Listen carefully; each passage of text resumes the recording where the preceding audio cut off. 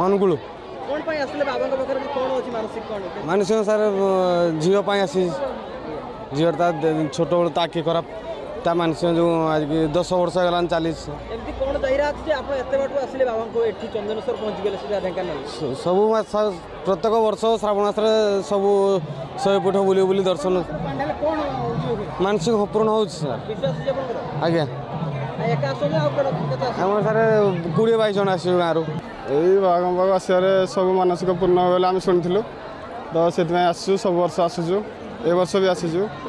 आउ 25-30 किलोमीटर दूर पा उठे भी आसु सका 6 रु बाहर के पहुँचु बाघ पाखे दर्शन सारे एवं बाहर दीघा बुली जावाई आसु 40-45 लोक आसु शनिया करती मो पुओ मो पुअर मनस्कामना पूरण होती तो से आई ठाकुर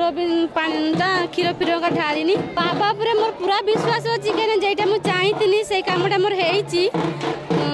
होर विश्वास अच्छी।